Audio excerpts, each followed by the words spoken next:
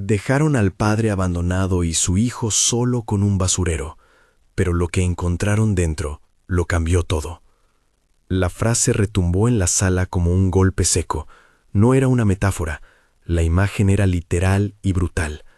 Manuel, con la frente perlada de sudor y la camisa manchada de tierra, se desplomó sobre el sillón del despacho. Laura corrió hacia él antes de que el mundo terminara de girar. La tía Gloria, de pie junto al escritorio como una estatua de mármol con olor a colonia cara, mantuvo los ojos fríos, como si observara un experimento fallido. Héctor, su hijo, miró con impaciencia, con la violencia contenida en el gesto de quien ha aprendido a obedecer la orden de humillar. «Ha sido un pobre cálculo», dijo Gloria, ajustándose el collar, como quien arregla la corbata de la fortuna. «No podemos permitir». La frase quedó en el filo de la indiferencia. Manuel tosió un hilo de sangre que quedó en la comisura de la boca. Laura, con las manos temblando, trató de sostenerlo. Había en su respiración pasada una historia de años. Un hombre que había trabajado la tierra, que había ahorrado en silencios, que guardaba en un cofre pesado el fruto de su vida. Ese objeto, envuelto en trapos grasientos y marcado por el óxido, resonaba en la habitación como si tuviera voluntad propia. No era más que un bloque de hierro a la vista de muchos, pero para Laura representaba promesas, tardes de esfuerzo, noches en vela. Para Manuel era algo que debía custodiarse. El teléfono sobre la mesa, el móvil del delegado de la comunidad, sonó una vez y se detuvo. Héctor, con una mano dura, lo apartó con un empujón. La pantalla cayó encima de una pila de papeles, se deslizó y quedó con la pantalla hacia abajo, bloqueada. Para Laura, el gesto fue una luz que se apagaba. Ese bocadillo de tiempo que podría haber sido la ayuda, la llamada que hubiera cambiado el rumbo, fue negada con la misma frialdad con que negaron a su marido la atención. Laura pensó en cómo Manuel había sonreído el día anterior, en la forma en que le había traído una naranja del mercado y le había besado la frente. Pensó en la promesa que Manuel le murmuró una tarde, en la voz rasgada pero insistente: «Si a mí me pasa algo, no dejes que nadie olvide lo que sembramos». No eran grandes palabras de riqueza, eran la confesión de un hombre que temía por la memoria de su familia. En ese momento, con Manuel clavando la mirada en el techo y el universo reduciéndose a la respiración entrecortada de su esposo, Laura sintió que todo aquello que protegían, las deudas, las tierras, la historia familiar, pendía de un hilo. La marcha hacia afuera fue implacable. No hubo duelo que detuviera las decisiones frías de los poderosos. Gloria tomó el liderazgo de la hacienda como quien toma la bandera de un reino, firme, calculadora, consciente del peso de cada palabra. Los murmullos en el patio eran cuchillos. Vecinos que habían sonreído en otras pasadas ya no miraban a Laura a los ojos. La compasión se había convertido en sospecha, y la sospecha en rechazo. La mano invisible de Gloria movía hilos que Laura apenas veía. Favores antiguos, cuentas saldadas con silencios, la capacidad de convertir compasión en conveniencia. En poco tiempo, la casa que Manuel había mantenido con dignidad se volvió un escenario donde la limpieza de la fortuna se hacía sin piedad. Las fotos familiares fueron retiradas de las paredes, los muebles etiquetados. Héctor paseaba por los pasillos como si recorriera una propiedad ajena conquistada. Laura vio en los ojos de su suegra una decisión que no buscaba reparar, sino borrar. El cofre, ese bloque de hierro que Manuel había traído años atrás y que siempre colocaba bajo su cama, fue señalado con desdén.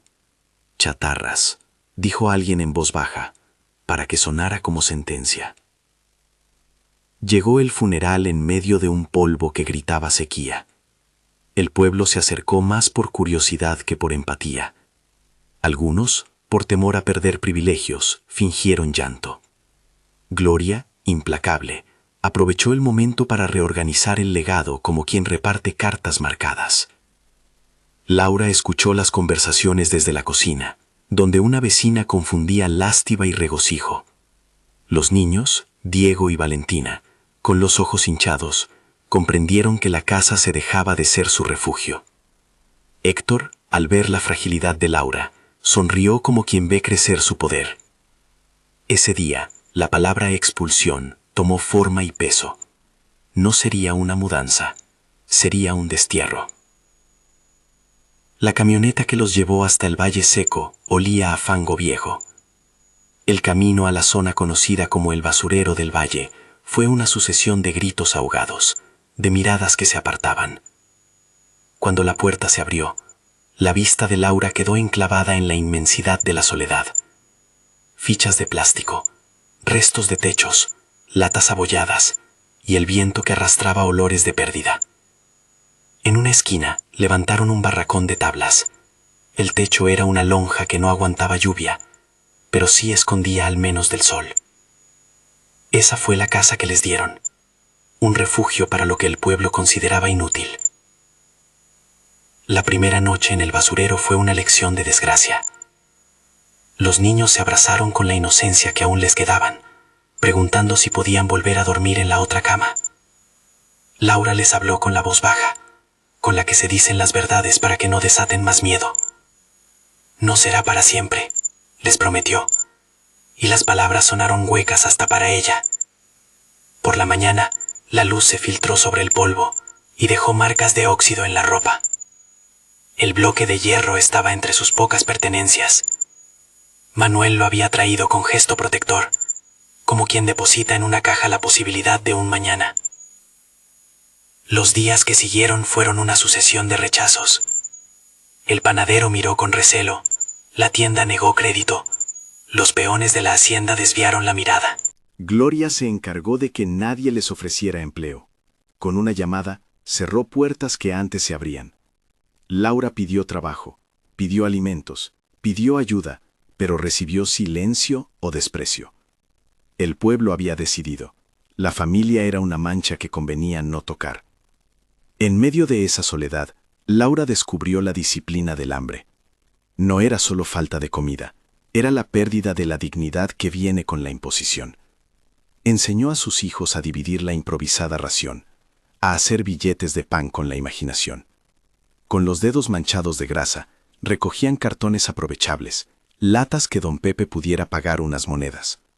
Don Pepe era un hombre pequeño, con ojos como monedas gastadas, que vivía de lo que el resto desechaba. Su taller, un laberinto de chatarra, olía a aceite y a oportunismo. Cuando Laura, con la vergüenza tallada en las arrugas de la voz, le ofreció el bloque para que lo vendiera, él rió de una forma que no era solo burla, sino calculado menosprecio. «Eso no vale nada», dijo don Pepe con la voz socarrona que usa quien conoce el precio de todo y el valor de nada. «Con esto solo haces fuego». Laura pensó en la promesa de Manuel y en la forma en que la esperanza se encogía ante el ojo experto de un comerciante de restos. Don Pepe tocó el metal, lo dejó en la mesa con desdén. No pudo ver lo que Laura intuía, que la apariencia era una trampa. Las placas de óxido que recubrían aquel artefacto escondían algo pesado, algo que había preservado Manuel con obsesiva paciencia. Las noches eran un ejercicio de resistencia. Laura tejía historias para sus hijos con la misma entrega con que se hacía una manta. Voz baja, imágenes de un tiempo donde la casa no estaba vacía de calor. Recordaba a Manuel cocinando bajo la luz de una lámpara, sus manos gruesas amasando la masa mientras las risas llenaban la cocina. Esos recuerdos eran su combustible, pero el combustible no paga las cuentas ni compra comida. En una de esas noches, mientras la luna era apenas un cuchillo contra el cielo, el bloque se convirtió en una presencia que respiraba en la penumbra. Laura lo tomó entre las manos. Estaba frío, con una capa de suciedad y una serie de martillazos antiguos. Al tacto, había algo más que metal, la sensación de que dentro latía una promesa no pronunciada. Laura cerró los ojos y dejó que la memoria de Manuel le llenara el pecho. Aquella vez que él le explicó, con voz baja, que la vida era como esa tierra dura que hay que arañar para encontrar semilla. Pensó en romperlo, no por avaricia, por necesidad. Romper la superficie de aquel bloque podría revelar lo que Manuel había guardado. Podía comprar comida, pagar deudas, recuperar por lo menos la dignidad básica que les habían arrebatado. Pero romper implicaba violencia, fracturar algo que había sido sagrado para Manuel. Laura sintió la lucha entre el respeto por la memoria y la urgencia de salvar a sus hijos. En el silencio, la decisión fue una herida que se abría poco a poco. A mediodía, con el sol reventando la chatarra en brillos blancos, Laura fue al taller de don Pepe de nuevo, con la esperanza como última moneda. Había afinado su mirada, había aprendido los gestos de quien pide sin suplicar. Don Pepe, que sabía negociar con la miseria, la miró con ese cálculo de comerciante que mide la voluntad de vender. «No puedo pagarte mucho», dijo él sin mover las manos, como quien ofrece una moneda y duerme tranquilo. «Si lo deseas, lo peso y lo vendo». Laura observó cómo su propio valor quedaba reducido a peso y ley. Sabía que si entregaba el bloque a don Pepe, si lo fundía y se perdía en la masa de metales del taller, no quedaría nada para la memoria de Manuel. Pero la mirada de Diego, con una pequeña llaga en la rodilla y el estómago vacío, era un argumento que no aceptaba equívocos. «Lo necesito para comida», fue Laura sincera, «y para que mis hijos tengan un lugar decente». Don Pepe hizo una mueca. No era empatía, era operación. Miró el bloque, lo olió con curiosidad estudiosa. Tocó un borde y sus dedos se embadurnaron de óxido. Hizo una cuenta rápida en su cabeza, desistió con gesto de indiferencia. No valía lo suficiente. Regresó al barracón con la sensación de haber vendido algo importante, su confianza en la gente. Esa noche, la decisión de romper el bloque no era ya un dilema ético, era la diferencia entre el hambre y la posibilidad de seguir. Laura despertó a sus hijos con un abrazo largo, como si les cubriera con su propio cuerpo, para protegerlos del frío de la injusticia. Les contó que irían a buscar trabajo otra vez, que no todo estaba perdido. En la mirada de Valentina se descubría la capacidad infantil de transformar las palabras de su madre en certeza. La ciudad pequeña, sin embargo, tenía cerradas muchas puertas. Los hombres que antes salían por la tarde a vender caballos ahora se apartaban. Gloria había colocado su sombra sobre cada contrato y cada favor. La humillación fue completa cuando un hombre, al que Laura creyó conocer, negó que le habían conocido alguna vez. «No tenemos trabajo para ustedes», dijo, y Laura supo que la red que la sostenía se había roto. Un día, mientras recogía unos pedazos de metal para llevar a don Pepe, encontró a un viejo conocido, el cajón donde antaño Manuel guardaba herramientas, empotrado en la tierra como una reliquia doméstica. Al abrirlo, quedó consternada. Había cartas, pequeñas fotografías y en un rincón un sobre con el sello del abuelo Sebastián. Laura reconoció la letra temblorosa. Era la caligrafía del hombre que había forjado la familia. El sobre, cerrado con cera, tenía el peso de una verdad por descubrir. Esa noche, con la luz de una lámpara de queroseno que temblaba, Laura abrió la carta. La letra del abuelo hablaba como se habla a quien confía una herencia, no solo de bienes, sino de principios. «Para mi nieto Manuel, o quien lleve mi sangre», decía uno de los fragmentos que Laura leyó en voz baja, como si las palabras no debieran ser oídas por el mundo. Había en ese testamento algo que no solo hablaba de posesión de tierras, sino de un aviso, que si algo ocurriera, debía respetarse la línea de descendencia, que los bienes eran para la sangre, no para la ambición de oportunistas. La carta era un faro en la oscuridad de su desamparo, era una prueba posible, una línea a seguir. Sin embargo, la miseria inmediata no se arregla con promesas, exige monedas, comida, techo. Laura guardó la carta junto al bloque de hierro, sintiendo que en ambos objetos habitaba la historia de su familia, la materia de lo que había sido y la tinta de lo que debía ser reconocido. Las semanas se convirtieron en un calendario de humillaciones. Héctor comenzó a rondar el basurero con la suficiencia de un hombre que sabe que la ley de la calle le protege. Se acercó una tarde con una sonrisa que pretendía ser amable, pero era la sonrisa del que viene a tomar lo que considera suyo. «Tu marido era un buen trabajador, Laura», dijo Héctor, con la voz de quien reparte caramelos envenenados. «Lástima que haya terminado así». Laura lo miró sin rabia. La rabia era combustible que se gastaba. En su lugar hubo una firmeza nueva, la de quien ha aprendido a pararse en la intemperie sin quebrarse. No respondió a la provocación, pero guardó en su pecho la sensación de que algo había cambiado. Sus manos ya no eran manos que temblaban por desesperación, eran manos preparadas para actuar. Esa acción tomó forma una madrugada en la que la sequía golpeaba la tierra y un viento de traición recorría el valle. Laura despertó con un sueño perturbador, la imagen de Manuel, de pie frente al cofre, mirándola con ojos que pedían protección. Comprendió que ya no podía seguir recogiendo pedazos que nadie quería. Debía enfrentar la historia con una decisión que encerraba peligro y esperanza. Encontró un mazo en el rincón del barracón, una herramienta vieja, mango gastado, cabeza de hierro con marcas. La tomó como quien coge una espada para una batalla íntima. Con gesto firme, se dirigió al lugar donde había dejado el bloque. El amanecer empezaba a pintar el cielo de oro, y ese matiz que la vida le había arrebatado se presentó ahora como un aliado. Al mismo tiempo, en la hacienda, Gloria no dormía tranquila. La idea de que algo guardado en secreto pudiera emerger a la luz la mantenía en vela. Héctor, su mano fuerte, había sido instruido para buscar la manera de recuperar cualquier legado que amenazara su nueva posición. La codicia fue como una fiebre que lo recorría. Gloria había esparcido rumores, que la familia de Laura era improvisada, que su marido no había dejado nada más que malas decisiones. El pueblo, por comodidad, creyó esos rumores. La verdad, cuando no conviene, se cubre con tierra. En el basurero, Laura colocó el bloque sobre una piedra plana. Alrededor el viento jugaba con pedazos de plástico que se pegaban en la lona. Los niños, aún durmiendo, no habían presenciado el gesto. Laura levantó el mazo con ambas manos. El metal tembló en su agarre hasta que la fuerza se fijó en su pecho. Esto era por sobrevivir, por la memoria de Manuel, por el futuro de Diego y Valentina. Con la zona de la sien resonando en latidos, se preparó para golpear. Antes de que el mazo descendiera, la escena se abrió hacia otra verdad. La decisión de romperlo no era solo un acto físico, sino moral. Romper algo que Manuel había guardado era violar un pacto invisible con su marido. Pero la multiplicación de necesidades dejó claro lo inevitable.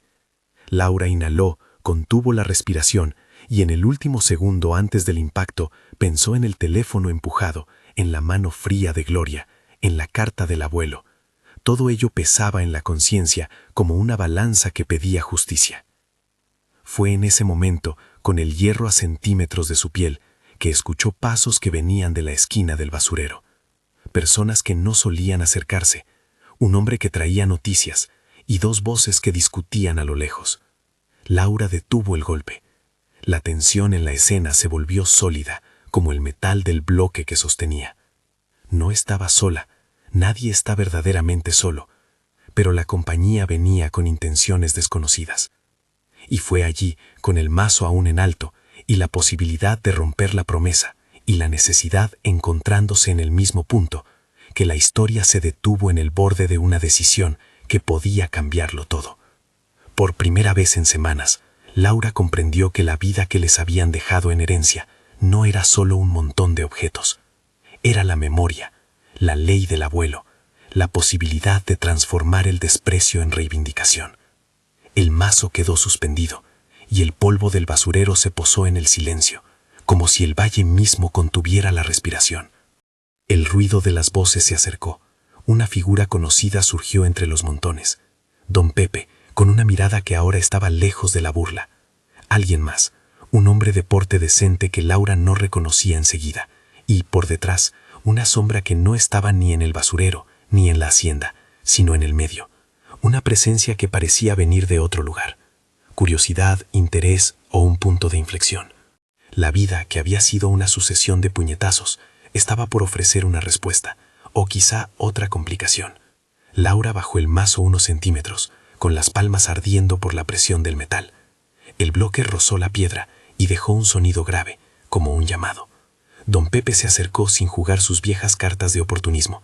Traía algo en la mano, una linterna que no usaba para medir metales, sino para iluminar secretos. El hombre de traje, de rostro sereno, miraba con atención. Era, por su aspecto, alguien ajeno a ese mundo de chatarra, alguien capaz de introducirse en una trama que Laura creía cerrada. «¿Qué trae eso?», preguntó el hombre con voz que parecía pesar las palabras. No era mandón, era asunto de quien asume que las verdades deben escucharse sin prisa. Laura, con la garganta seca por las noches, sin pan, le contó la versión corta, la muerte de Manuel, la expulsión, el bloque. El hombre se inclinó sobre el metal, lo estudió con paciencia, y luego, como quien revela un truco, sus dedos rozaron una esquina donde la pintura se había despegado, y la luz reveló algo. No era solo hierro, había un sello, una inscripción casi borrada. La voz de la persona que hasta ahora había sido neutra sonó con un matiz urgente. «Esto no es chatarra», dijo, «esto merece una mirada». Gloria no sabía aún que algo se movía. En la hacienda su confianza era ruta marcada, todo calculado. Parecía que la historia sería otra vez comida de su ambición.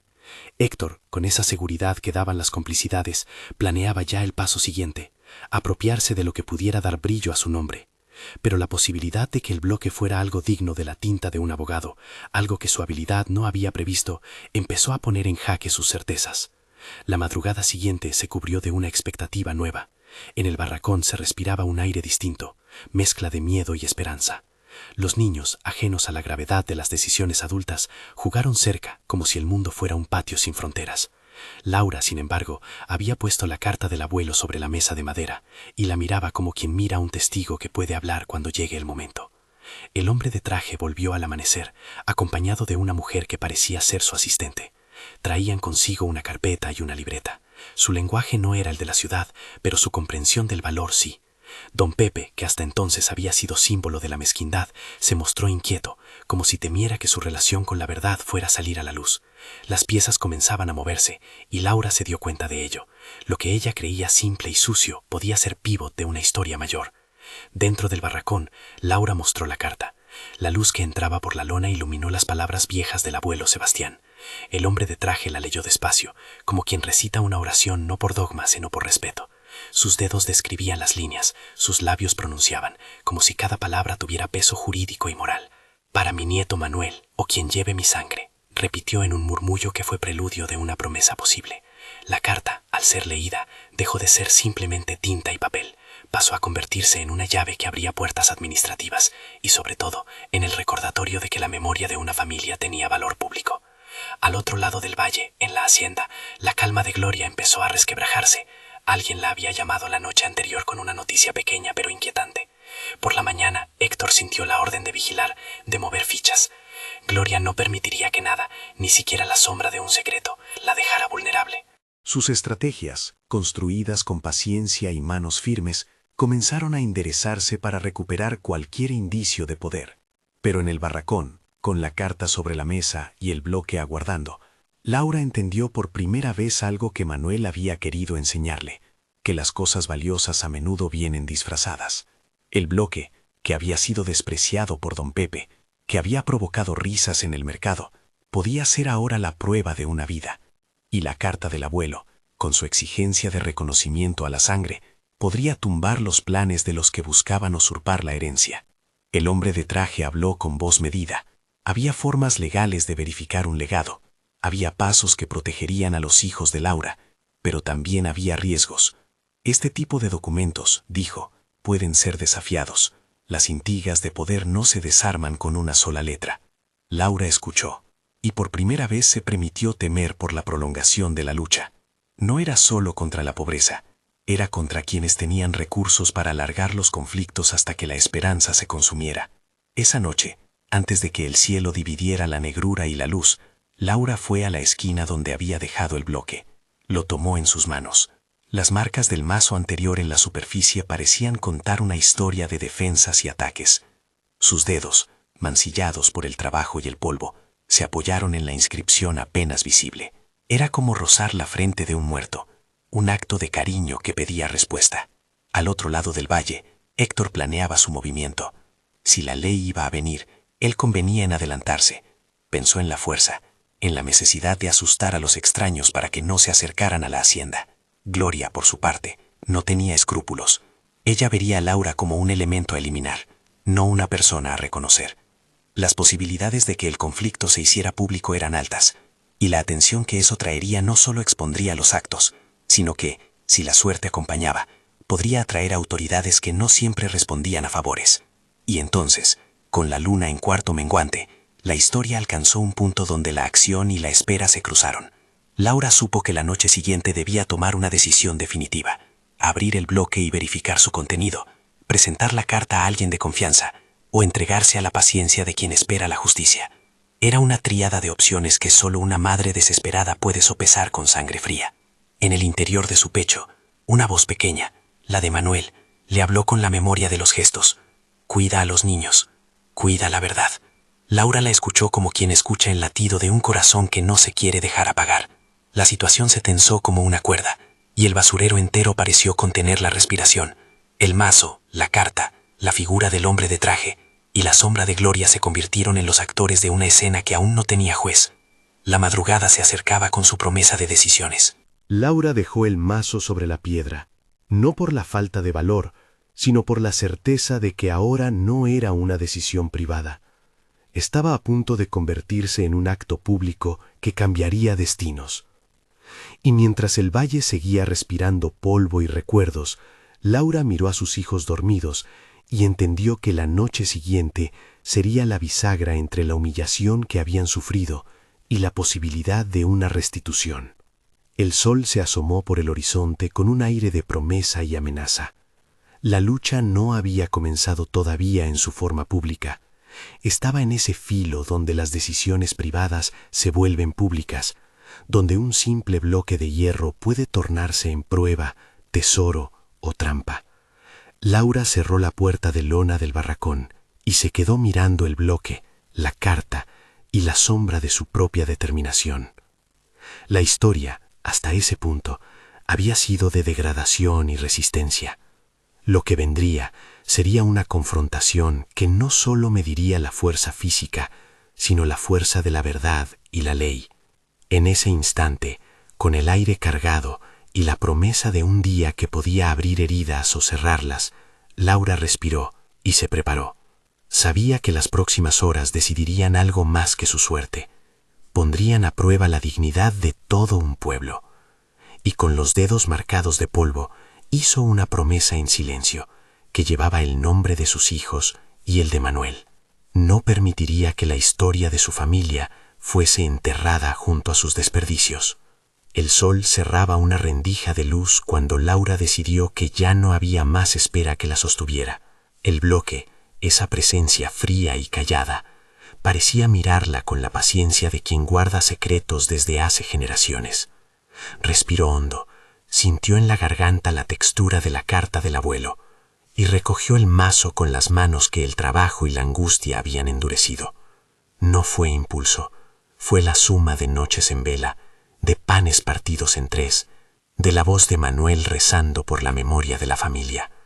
Cada golpe que pensó dar no era para romper un metal, sino para abrir una puerta cerrada por el tiempo. Rodrigo, el hombre de traje, de gesto pausado, había vuelto temprano, como prometió. Traía consigo una pequeña caja de herramientas, una lupa grande y, sobre todo, una calma que logró contener el rumor que empezaba a hincharse en el valle. Se había presentado como alguien acostumbrado a buscar, a cotejar y a no dejar que la apariencia dictara su juicio. Don Pepe a su lado miraba con los ojos abiertos. La burla antigua se había transformado en curiosidad más afilada que antes. El barracón olía a queroseno y a metal. El polvo se pegaba a la lona y a la piel. Rodrigo se arrodilló frente al bloque y con paciencia limpió una esquina donde la capa de óxido cedía a la linterna. De pronto, bajo la suciedad, apareció una placa con letras endurecidas por el tiempo. «Es una marca de fábrica antigua», dijo Rodrigo en voz baja. «Y esto parece un cierre con bisagra. No es un trozo de hierro sin sentido». La noticia corrió como una mancha de aceite. No estaban solos ahora. La posibilidad había convertido el barro en expectativa. Laura sintió que su corazón marcaba un compás diferente. Entonces, entre el olor a óxido y el rumor creciente, golpeó. No fue un solo golpe, fueron muchos. Cada impacto retumbaba en el barracón como si fuera un latido suyo, traduciéndose en sonido. La mano se le llenó de sangre por las astillas de la lona y por alguna rebanada que la piedra le había hecho al retroceder el mazo. El dolor fue real y punzante, pero no la detuvo. Con cada pedazo que saltaba, con cada grieta que se abría, había el rumor de algo mayor que ella. En un instante que pareció detener la respiración de todos, el metal cedió con un sonido como de pan viejo. La tapa se separó, y al abrirse, la luz mostró primero un brillo encandilante. Lingotes, uno sobre otro, envueltos en telas y en un olor viejo a metal noble. Junto a ellos, envuelta en una bolsa de cuero, había una carpeta de documentos atada con una cinta. Las manos de Laura temblaron, pero no por miedo, por reconocimiento. Su cuerpo supo que lo que veía no era una mera fortuna, era la posibilidad de restituir no solo posesiones, sino una dignidad que al pueblo le habían querido arrebatar. «Dios mío», susurró, sin saber si invocaba a alguien o nombraba lo que la vista no alcanzaba a comprender. No todos los ahí presentes supieron contener el estremecimiento. Don Pepe, que tantas veces había mostrado el costado más mezquino, puso la palma sobre el oro como quien busca perdón en la materia. Rodrigo, con gesto profesional, empezó a documentar. Fotografías, notas, números. La carpeta, cuando la abrió Laura con manos que ya no sentían el frío, trajo consigo sellos, nombres y una copia manuscrita de una vieja escritura. Entre las hojas, la letra temblorosa del abuelo Sebastián relucía con una claridad que cortó de tajo cualquier pretensión, una cláusula que disponía que en caso de que la línea de su sangre lo reclamara, aquel tesoro y aquellas tierras serían para ellos. «Para mi nieto Manuel, o quien lleve mi sangre», leyó Rodrigo en voz alta, con la solemnidad de quien no quiere que una palabra se pierda. Las letras antiguas y firmes parecían ahora hablar desde un pasado que no había consentido ser enterrado. La noticia no tardó en llegar a la hacienda. Gloria escuchó primero de terceros, un peón que no pudo callar el rumor y que temía por su trabajo. Y luego a través de su oído más fiel, Héctor, que había seguido la pista con la torpeza calculada del que cree que la fuerza es suficiente. El brillo del oro fue una herida abierta en su orgullo. Entre los dos no cabía la idea de que la memoria y la ley pudieran revertir su dominio. Gloria no tardó en convocar a un abogado de la ciudad, envió advertencias anónimas y empezó a mover los hilos que le habían servido tantas veces. Pero el hecho es un animal difícil de domar. La evidencia bruto de lingotes y un documento con la firma del abuelo empezaron a oler a riesgo para sus planes. Esa misma tarde Rodrigo fue con Laura a la delegación. La demora era razonable. Había que registrar, documentar, asegurar y sobre todo notificar a las autoridades para que la cosa no se convirtiera en un despropósito. Delegado López, un hombre que había conocido a la familia desde hacía años, se presentó con la indecisión propia de quien se ajusta la balanza entre la ley y las presiones de la gente de poder. Cuando vio los elementos, su postura cambió. La gravedad del caso hizo que su voz se volviera más clara. «Es una pieza importante», dijo. «Voy a hacer un acta. Esto no se resuelve en gritos». La posibilidad de que la justicia entrara en la historia hizo que algunas personas que hasta entonces habían evitado mirarla a Laura ahora la miraran con recalibrada curiosidad. Algunos ofrecieron ayuda en voz baja, otros que hasta entonces se habían sentido salvados por la sombra de Gloria inventaron urgencias que los mantuvieran lejos de la escena. La influencia de Gloria no iba a rendirse sin mostrar los dientes. El primer gesto fue un cierre en falso, una nota en la mesa del abogado que sugería que la carta del abuelo podría ser impugnada por vicios de forma. Era un juego viejo, hacer que la ley trabajara con sus hilos hasta que la paciencia de la otra parte se quebrara. Laura, aconsejada por la lucidez quieta de Rodrigo y por la voluntad dura de don Pepe, que ya no resultaba tan cínico, tomó una decisión que marcaría el camino. No vender todo el oro, vender lo necesario para asegurar asesoría legal y para registrar la propiedad. Conservar lo suficiente para la inversión de un futuro que no volviera a depender de la dádiva cruel de terceros. Era una decisión práctica, con una moralidad clara, reparar sin rendirse al ansia. Gloria, por su parte, no se quedó de brazos cruzados. Convocó a su abogado, envió amenazas veladas, puso en marcha la maquinaria que creía invencible. Mandó gente a la delegación para presionar, sin comprender que la presencia de testigos y la documentación fotográfica que Rodrigo había hecho convertía la jugada en un tablero más rígido. La vergüenza empezó a rondarla con pasos pesados. Su estrategia siguió siendo la misma: intoxicar la opinión pública, sembrar dudas sobre la autenticidad del testamento, señalar a Laura como oportunista. El primer pulso público ocurrió en la plaza. Gloria, con su voz alta, acusó a Laura de haber fabricado la historia. La gente se dividió, como siempre ocurre cuando un secreto amenaza privilegios.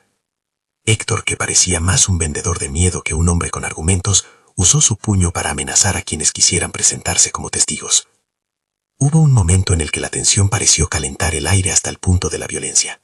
Pero no fue el grito lo que definió la jornada, sino la aparición de un viejo vecino, don Ramiro, que se acercó con una mirada que no permitía falsedades. Él había conocido a Manuel desde chico. Fue, ante la mirada de la gente, testigo de cómo la familia de Laura había trabajado la tierra durante años y de la honestidad del abuelo Sebastián. «Yo vi a Sebastián escribir eso», dijo Ramiro con voz quebrada por los años. No era hombre de juegos. Su palabra fue una piedra lanzada en el estanque de rumores. No hacía milagros, pero atornillaba la credibilidad a la verdad de la memoria. Además, don Pepe, que había empezado con una distancia burlona, declaró públicamente que, si bien antes había despreciado el bloque, ahora reconocía que lo había subestimado. No buscó perdón. Ofreció una versión de sí mismo que, aunque imperfecta, fue cierto testimonio. La llegada del delegado López con un acta formal dio otro vuelco. Ordenó la custodia de lo hallado, citó a partes y anticipó que un peritaje sería necesario para garantizar la autenticidad de los lingotes y la escritura. Rosa, una empleada de la notaría de la ciudad, certificó las firmas y el proceso documental con la lentitud que impone el clericalismo, pero con el rigor que la ley requiere. Todo ello no quitó el veneno de las insinuaciones que Gloria mandaba al viento, pero sí dejó claro que el asunto ya no sería resuelto en patios a grito abierto. Fue entonces cuando llegó la primera amenaza física. Héctor intentó en la madrugada irrumpir en el basurero con 2 hombres. Su intención era intimidar, tomar lo que imaginaba como suyo. No logró acercarse mucho. La presencia de un equipo notarial y la custodia temporal habían puesto barreras. La confrontación, sin embargo, no se limitó a empujes. Hubo un forcejeo, gritos, y Héctor terminó golpeando a uno de los testigos con un puño que lo dejó con la boca sangrando. Fue una violencia la cual no celebró la historia, pero que tuvo consecuencias.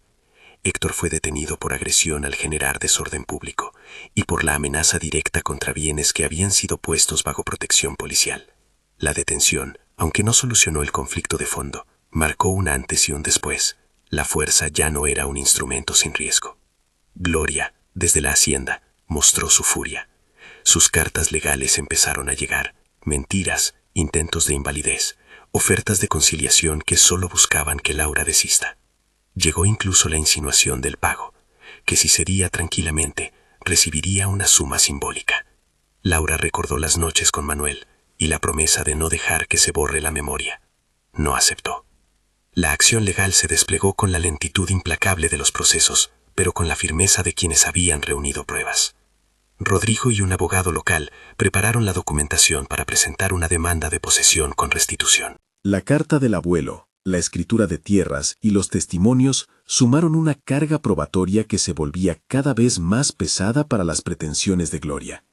Hubo audiencias, defensas técnicas e impugnación de Gloria alegando supuestos vicios de forma en la firma del abuelo. El juez, hombre que no conocía la historia de rencores del Valle, se apoyó en peritos y en la lentitud del derecho para decidir. Mientras la justicia corría sus plazos, Laura y sus hijos se vieron ante la necesidad de sostener la vida. Vender una parte de los lingotes fue inevitable. Hicieron la venta en un banco de la ciudad, con la discreción y la prudencia que el caso requería. Laura sintió la distancia entre la naturaleza del acto, convertir el oro en recursos, y la carga simbólica que aquello tenía. No había alegría, había una ecuación práctica: pagar abogados, asegurar alimentos, comprar semillas para la tierra que quizá recuperarían, y con el resto, invertir en una reparación comunitaria que evitara que la misma tragedia se repita con otras familias.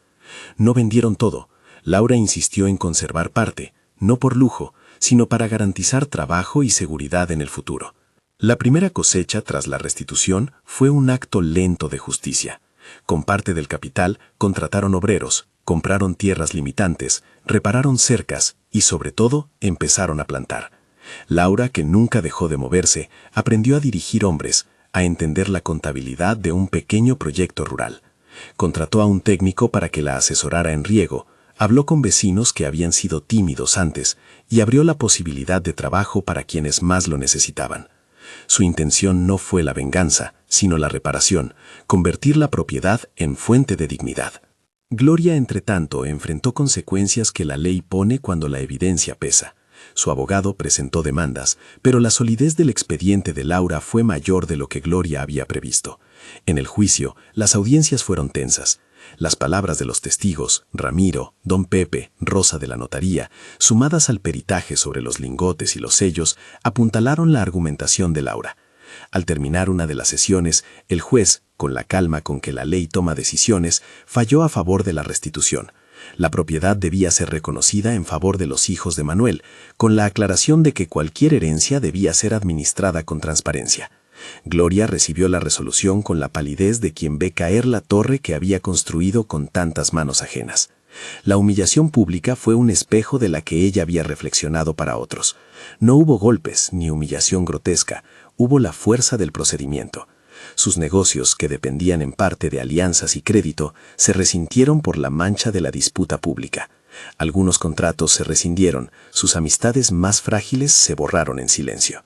No fue una ruina fulminante, pero sí un descenso que la obligó a replantear la vida, ahora sin la impunidad que antes le ayudaba.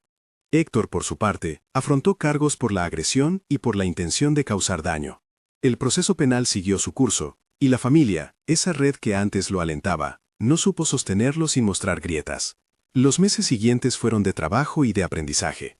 La prensa local, que un día se acercó por el brillo sensacional, cambió el relato hacia la de la restitución. Laura apareció en entrevistas, no para regodearse de su suerte, sino para explicar cómo había convertido una desgracia en una oportunidad para el pueblo. Sus palabras fueron siempre medidas, agradecimiento por la ayuda que llegó, un llamado a la vigilancia comunitaria y una advertencia a los poderosos que pretenden borrar la memoria con su ambición. En el valle, la transformación fue visible. Lo que era antes un basurero fue poco a poco un lugar de vida. No todo fue inmediato ni perfecto. Las primeras plantas tardaron, hubo sequías, tuvo que renegociar con bancos para financiar un sistema de riego. Pero la actitud cambió. Don Pepe se reconvirtió en proveedor de materiales para cercas. Algunos jóvenes, que antes no veían futuro, encontraron trabajo y aprendieron a plantar. Laura incluyó en su proyecto una pequeña escuela de oficios y un plan de microcréditos para quienes quisieran emprender. No buscó ostentación, sino crear un tejido que no permita que otra familia sea expulsada y dejada en la miseria. La puerta del cofre, que era un ícono de esas jornadas, fue tratada con respeto. Laura la limpió, la barnizó y la colocó sobre un pedestal en la entrada de lo que sería la nueva Plaza del Valle. No para celebrar la riqueza, sino para recordar la historia. Que lo que parece basura puede albergar la verdad, que la memoria de un hombre puede ser la fuerza para reconstruir una comunidad. Los niños, Diego y Valentina, crecían junto a esa puerta con la sensación de que su dignidad había sido reivindicada. No hubo pompa, hubo un pequeño acto con vecinos, con un delegado López que asistió, con Rodrigo que recibió un silencio de agradecimiento y con don Pepe que en el fondo volvió a cruzar la línea del perdón. La vida que vino después tuvo retos que no estaban en los papeles. Hubo noches en que Laura dudó. Decisiones de venta, presiones de terceros que querían una porción de la bonanza, la fatiga moral de no dejar que la historia se convierta en una nueva máquina de extracción.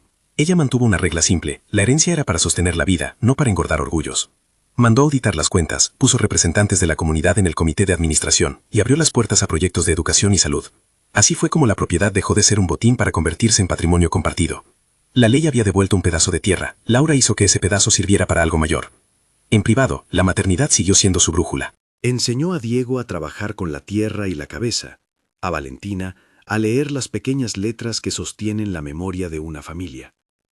Les contó la historia de Manuel sin convertirla en leyenda.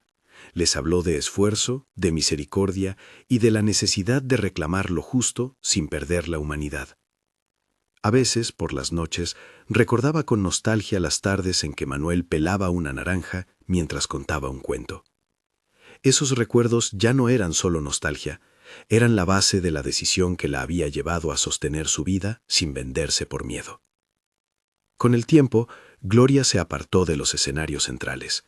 No fue desterrada ni humillada por la violencia pública. Fue la ley y la mitigación de favores lo que la redujo a una figura menos poderosa. Respiró con el orgullo lastimado y comprendió que la victoria de Laura no había sido la suya. Alguna vez, en un gesto que no buscó la reconciliación pública, intentó acercarse en silencio con una ofrenda. Laura la recibió con la misma medida que se ofrece a quien la ha lastimado, con límites y con la evidencia de que la reparación no pasa por el perdón de manera inmediata, sino por la justicia aplicada. La historia, en su giro final, no buscó convertir la riqueza encontrada en una lección de fortuna divina. Laura no proclamó que todo había venido por un acto de fe que funciona como fórmula. Habló de trabajo, de pruebas, de la ley que puede inclinar la balanza cuando la memoria y la evidencia se reúnen. Esa prudencia fue parte de su carácter. La temía del triunfalismo y aborrecía las promesas simplistas. En una mañana de lluvia ligera que las nuevas plantas agradecieron en silencio, Laura llevó a sus hijos a la plaza. La puerta del cofre relucía como un recordatorio no de riqueza, sino de resistencia. Diego, con la adolescencia acercándose, puso la mano sobre la madera y sintió la aspereza de las fibras que antes habían sido testigo de golpes y de un golpe definitivo que abrió la posibilidad. Valentina, ya menos niña y más mujer en formación, miró a su madre con esa mezcla de gratitud y exigencia que los hijos tienen con quien les devuelve un futuro. «Mamá», le dijo Diego, con la voz de quien empieza a comprender la dimensión de los actos, «¿tú crees que mi papá estaría orgulloso?» Laura sintió que la pregunta cabalgaba entre la memoria y la promesa. Miró al cielo, que dejaba filtrar la lluvia en pequeñas cortinas, y respondió con la certeza que da la integridad. «Él cuidó lo que tenía», dijo, «y nosotros lo cuidamos ahora. Eso será lo que lo haga sonreír». El relato de lo sucedido se convirtió, con el paso de los años, en una historia que se contaba en la región no como fábula de fortuna, sino como advertencia de que la dignidad puede ser restituida cuando la verdad tiene testigos y la comunidad se arma de coraje. Delegado López, que siguió siendo voz de la legalidad en el valle, a veces contaba la historia para recordar a quienes dudaban de la ley que no actúa en un vacío. Hace falta gente dispuesta a mostrar pruebas y a resistir la corrupción de la palabra fácil. Rodrigo volvió a la ciudad, pero cada tanto regresaba para ver cómo las cosas habían tomado raíz. A don Pepe le costó admitir que había cambiado, pero el trabajo le dio una forma de redención que no necesitó grandes proclamas. La puerta del cofre, puesta en un pedestal, no fue un trofeo, fue un centinela. La plaza, que antes era un sitio de rumores y humillaciones, se convirtió en un mercado de productos locales. La iglesia del pueblo dejó de ser un lugar de miradas complicadas y se volvió una comunidad atenta a su propia historia.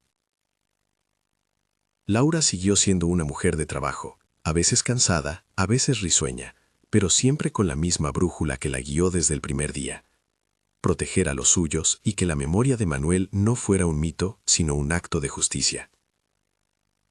En la última escena que recuerda el pueblo, Laura se sienta en el borde de la plaza junto a la puerta del cofre. Tiene las manos marcadas por años de trabajo. Los niños han crecido y caminan a su lado con la seguridad de quien sabe que el mundo puede cambiar si uno actúa con dignidad. Observa a su alrededor: la tierra verde, los tablones reparados de las casas, los ojos que dejaron de mirar con recelo. A lo lejos, la hacienda sigue en pie, pero ya no es reino de imposiciones. Gloria trabaja ahora con menos ruido. Héctor ha aprendido a medir sus pasos tras las consecuencias, y el valle ha sabido convertir la adversidad en posibilidad.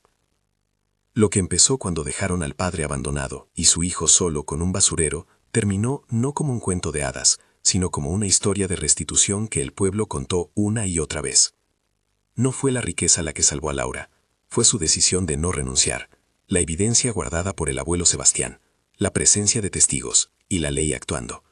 Ese tejido fue lo que articuló la victoria. En la noche, cuando la luna levanta su luz y las sombras recuerdan que hubo tiempos peores, Laura pone su mano sobre la puerta del cofre. No necesita nada más. Sus hijos duermen tranquilos, porque aprendieron a no someter la dignidad al capricho de otros. La puerta, ahora pulida, mira al cielo como un faro silencioso, que recuerda la historia. La basura puede esconder tesoros, y a veces los mayores tesoros son las verdades que la gente se niega a olvidar. Comenta Victoria si crees que la justicia puede nacer de la adversidad, y suscríbete para más historias como esta.